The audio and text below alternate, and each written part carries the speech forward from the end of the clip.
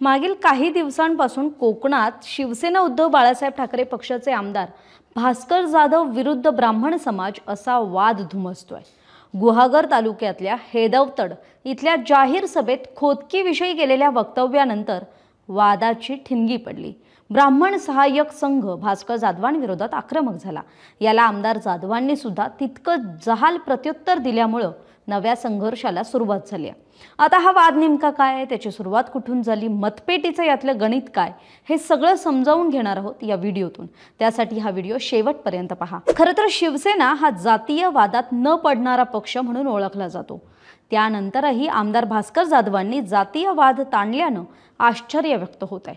पण राजकीय दृष्ट्या या वादाकडे बघितल्यास त्यात भविष्यातील निवडणुकांचं राजकारण स्पष्टपणे दिसून येत आहे। येऊ घातलेल्या स्थानिक स्वराज्य संस्थांच्या निवडणुका लक्षात घेता सध्या सुरू असलेले आरोप प्रत्यारोप हे गुहागर विधानसभा मतदारसंघात ब्राह्मण विरुद्ध बहुजन आणि अन्य सर्व जातीचे एकीकरण असं करून मतपेटी मजबूत ठेवण्याचा सुरू असलेला प्रयत्न आहे असंच म्हणता येईल।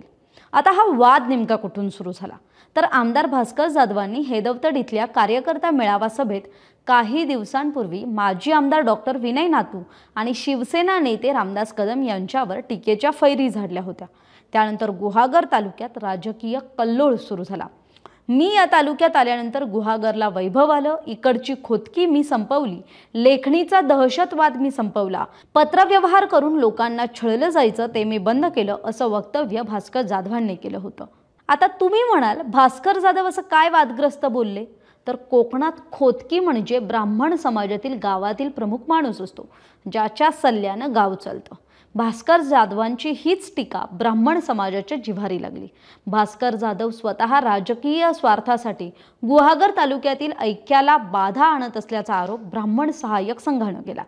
राजकीय प्रवासात जाधवांनी ब्राह्मण समाजातील अनेक उंबरठे आणि ओट्या झिजवल्याची आठवण सुद्धा संघानं जाधवांना पत्राद्वारे करून दिली।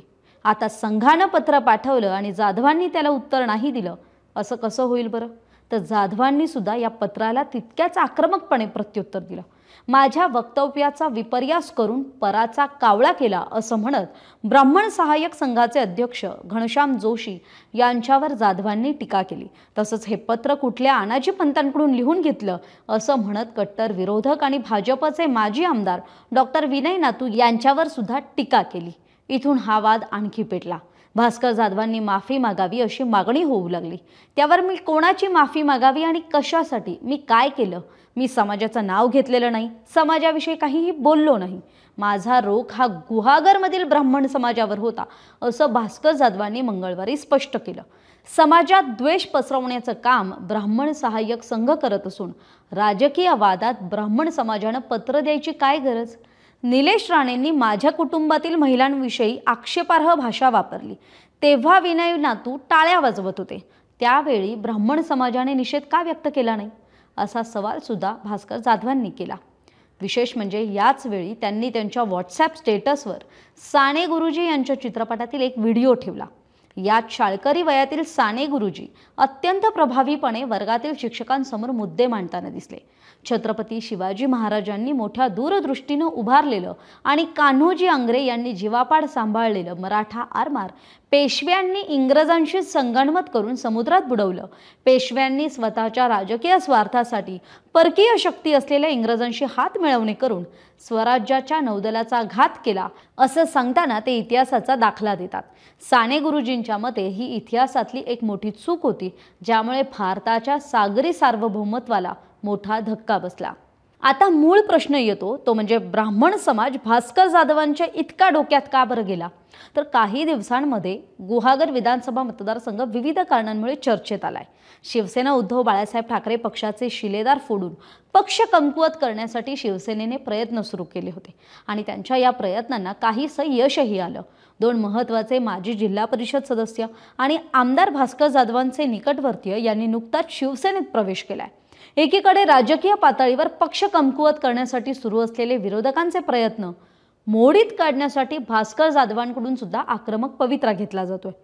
तोडीसतोड प्रत्युत्तर देण्यासाठी आमदार जाधवांनी पत्राद्वारे कार्यकर्त्यांना भावनिक आवाहनही केलं होतं। त्यापाठोपाठ वेळणेश्वरसह ठिकठिकाणी मेळाव्यांचं आयोजन करत आपल्या आक्रमक शैलीत कार्यकर्ते टिकवून ठेवण्यासाठी विरोधकांवर शाब्दिक हल्लाही चढवला।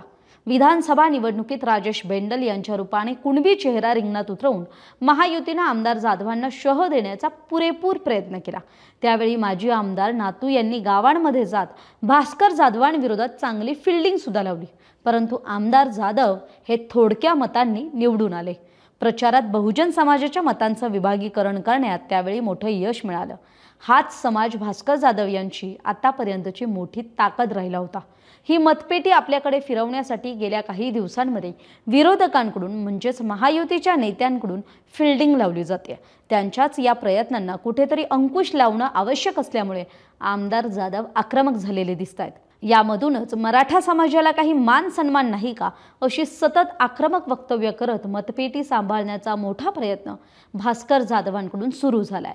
आता या सगळ्या प्रकरणातून भास्कर जाधव नेमकं काय साध्य करू पाहत आहेत, तर आगामी स्थानिक स्वराज्य संस्थांच्या निवडणुका लक्षात घेता तळागाळातील कार्यकर्त्याला जपून ठेवण्यासाठी बहुजन समाजाचं कार्ड पुढे केलं जात आहे। संपूर्ण गुहागर मतदारसंघात बहुजन समाज वाडी वस्तीवर विखुरला गेलाय। त्यात कुणबी समाजाचं प्राबल्य अधिक दिसून येत आहे। मात्र शहरी भागात ब्राह्मण समाजाचं वर्चस्व हे गेल्या अनेक वर्षांपासून आहे। हा समाज पूर्वीपासून भाजपची वोट बँक राहिलाय।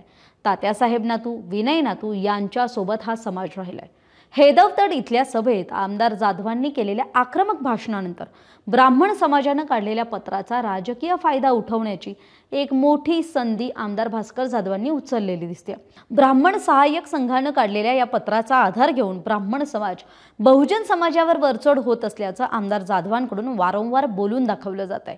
मुंबईत झालेल्या एका मेळाव्यातही आमदार जाधवांनी ब्राह्मण समाजाला लक्ष्य केलं होतं, पण बहुजन आणि ब्राह्मणेतर समाजाची मोड बांधून मतपेटी कायम राखण्याचा हा मानस किती यशस्वी ठरणार ही तर काळच सांगेल। तरी हे विश्लेषण लिहिलं होतं रत्नागिरीचे वरिष्ठ सहकारी राजेश कळंबटे यांनी। आपल्याला याविषयी काय वाटतंय आपली मतं कमेंट करून जरूर सांगा। तुर्तास इथेच थांबूयात, तोपर्यंत पाहत रहा सकाळ।